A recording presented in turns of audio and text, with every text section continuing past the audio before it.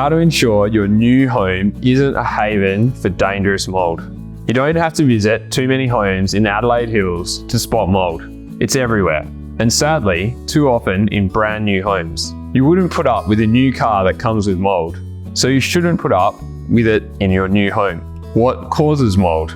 Mould develops in areas of persistent moisture that have low ventilation. Moisture often occurs in homes where there is a difference in temperature between the internal air and the temperature of the internal building materials. Sort of like the way your soft drink can gets wet on the outside on a hot day. Why are so many new homes developing mould?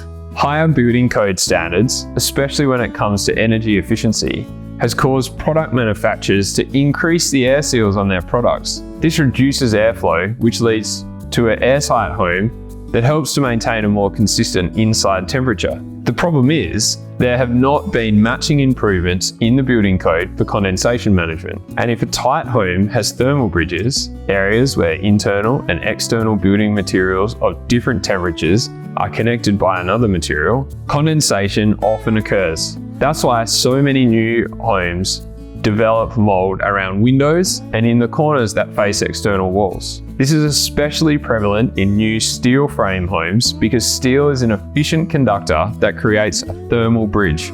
Dangers of mould. Mould in a home can trigger a runny or blocked nose, irritation of the eyes and skin, sneezing, coughing and wheezing. People who are vulnerable to allergies can suffer even more with skin rashes, respiratory infections and asthma. And long-term exposure to mould has possible links to more serious, life-altering and potentially threatening conditions. The question to consider is, what price do you place on your health? Mould is an issue you should not ignore. How to get rid of mould.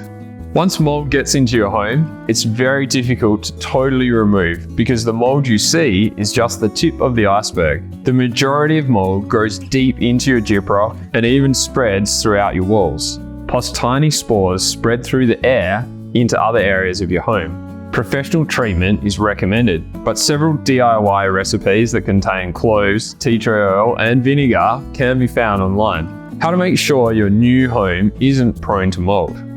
The key is to have total separation between internal and external building materials. This is achieved in two ways. First, don't use building materials that are conductive, including aluminium, windows, and steel wall frames. Secondly, ensure you use the right insulation installed correctly so there are no gaps and no thermal bridges between internal and external building materials.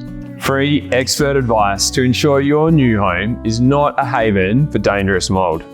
Building a healthy, mould-resistant home takes attention to detail, both in design and construction, and something as seemingly minor as a thermal bridge can set you in a vicious cycle where you're fighting to keep mould at bay.